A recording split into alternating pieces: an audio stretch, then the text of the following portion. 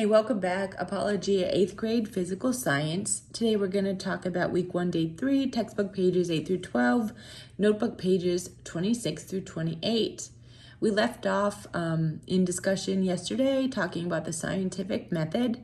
We covered the first step of the scientific process, and that was observation, gathering information using senses or with the aid of instruments.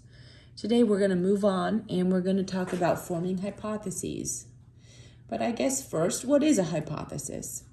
A hypothesis is a possible, testable explanation for one or more observations, or a suggested, there's that word again, testable answer to a question. For a hypothesis to be a good one, it must be able to be tested. Please remember that. A hypothesis to be a good one, it must be able to be tested.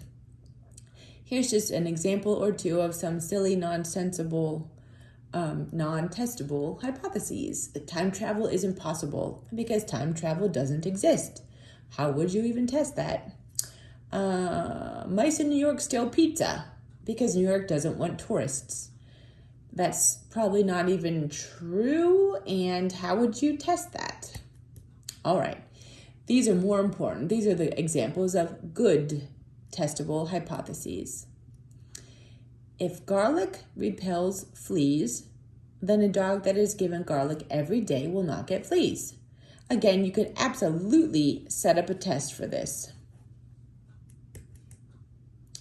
Bacterial growth may be affected by the moisture levels in the air. That would be something you could test as well. You could grab some bacterial cultures and then just vary the humidity levels.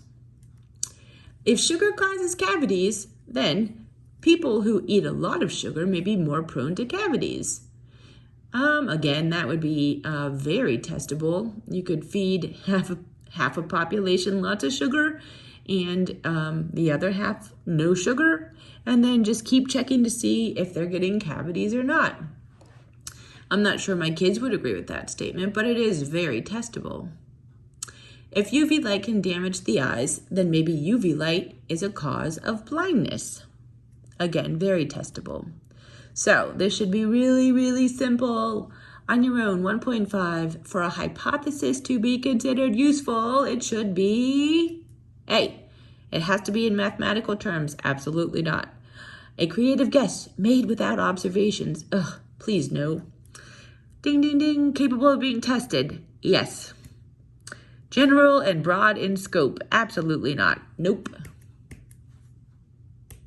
All right, moving on. What is a controlled experiment? Controlled experiment is an investigation in which the factors that influence the outcome are kept the same except for one, which is the factor being studied. Note, this is so important. Make sure that you are only testing one thing at a time. All right, let's kind of back up a little bit. What is a variable? A variable is a factor that changes in an experiment. Note, all right, all variables in a controlled experiment should be kept the same, except the one variable whose effect you are studying. Again, you only change one variable. This variable is called the independent variable.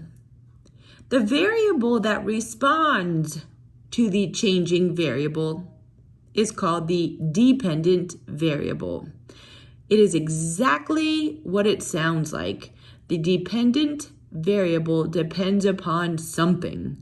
So it is something that depends on other factors. All right.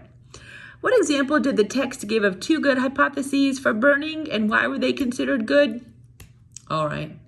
A long time ago, German scientists, this is in like 1697, a German scientist named Georg Ernst Stahl hypothesized that easily combustible materials must contain phlogiston, and that materials that did not burn easily were not thought to contain phlogiston.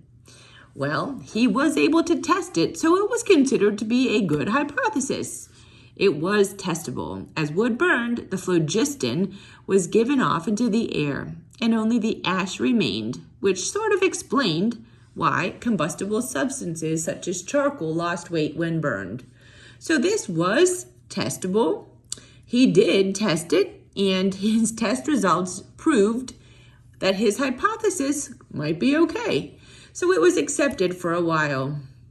Again, phlogiston was a substance supposed by 18th century chemists to exist in all combustible bodies.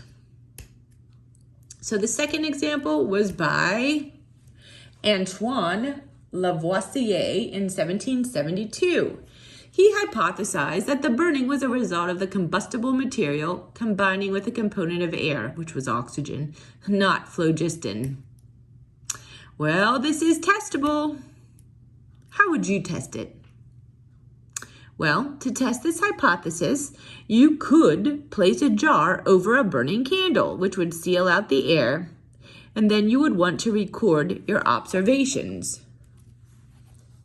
Hopefully, this would be what you might observe.